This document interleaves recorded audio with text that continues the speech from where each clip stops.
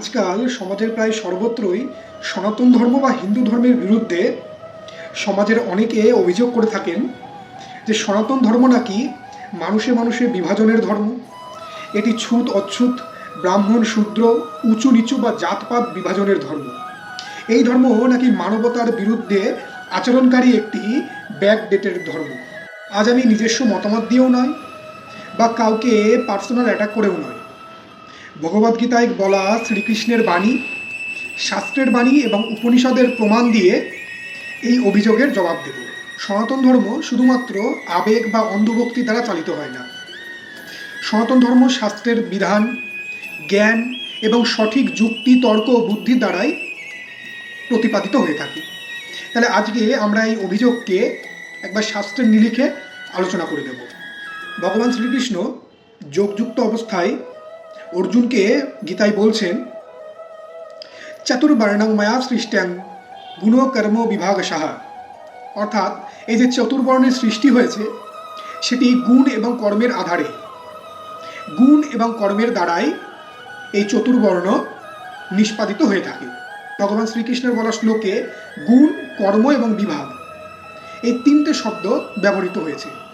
এখানে কোথাও কিন্তু শ্রীকৃষ্ণ জন্মের উল্লেখ করেননি, জন্ম শব্দ এখানে কিন্তু ব্যবহৃত হয়নি।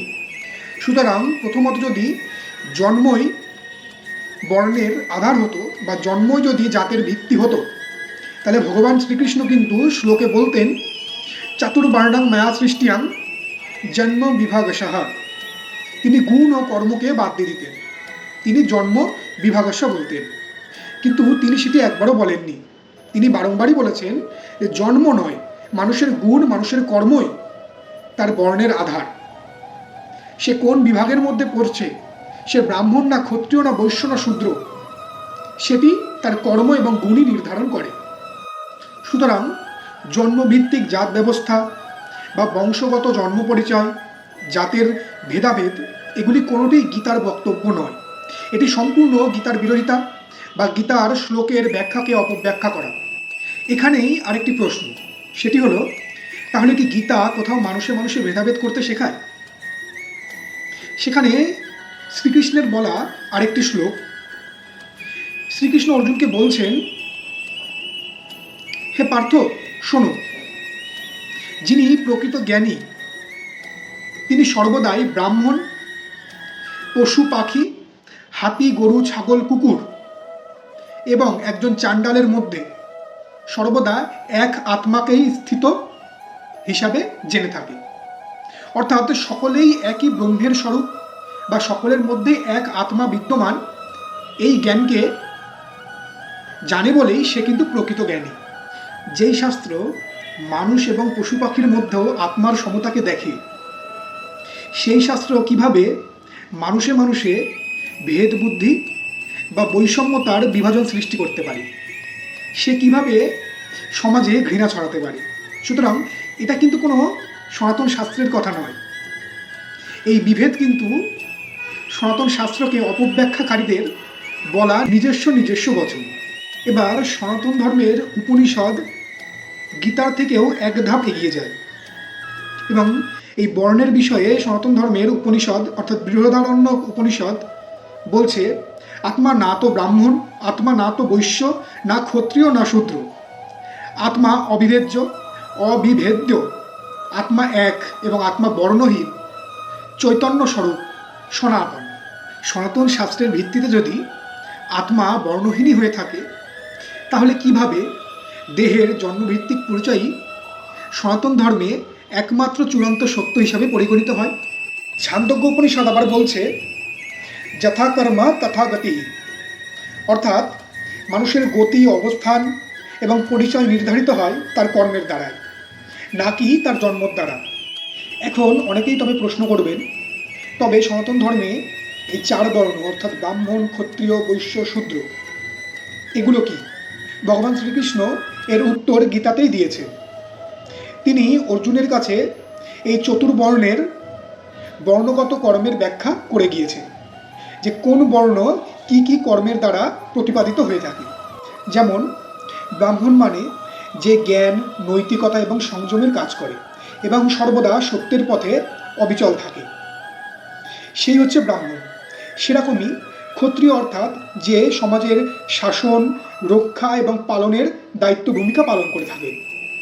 সেরকমই বৈশ্য মানে যে সমাজে কৃষি, উৎপাদন এবং বাণিজ্য কর্মের সঙ্গে ওতপ্রোতভাবে যুক্ত থাকে।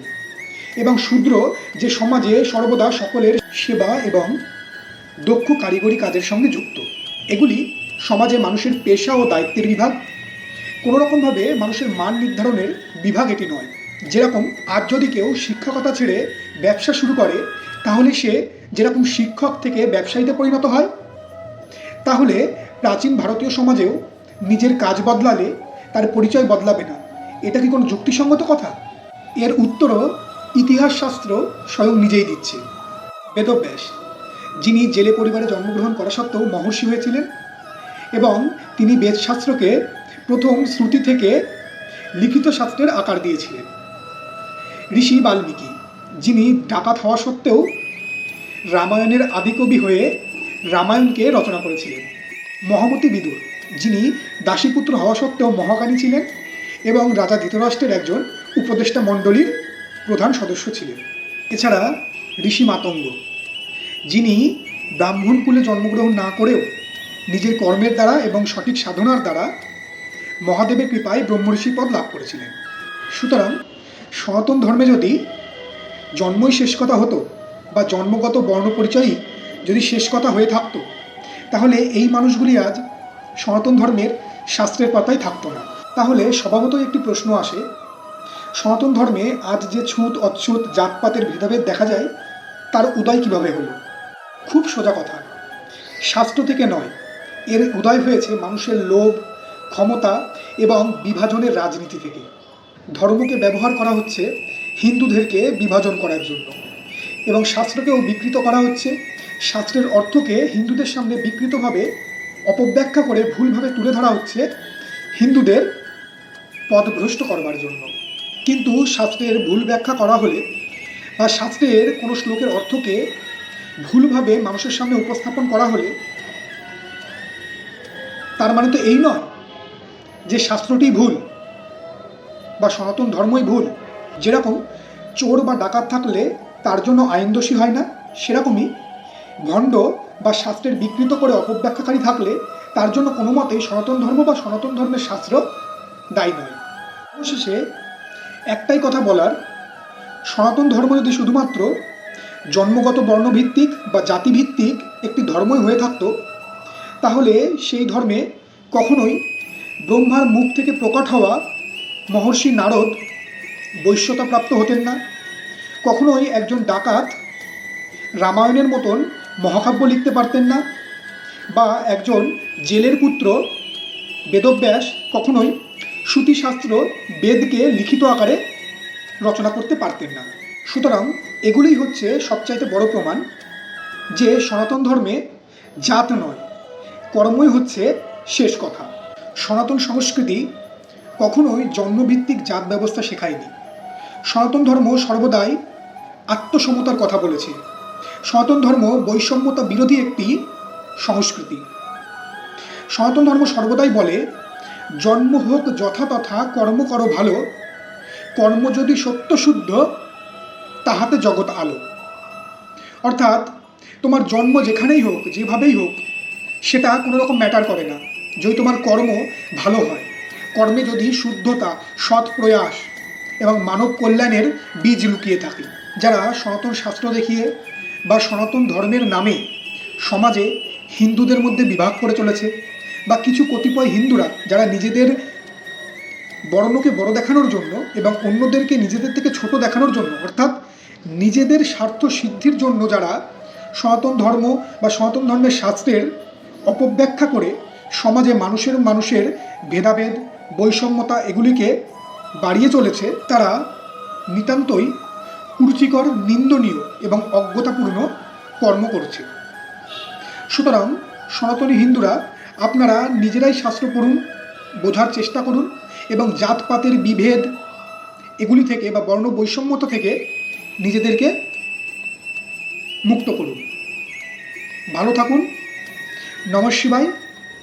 জয় শ্রীকৃষ্ণ। শিব ওম তৎসৎ।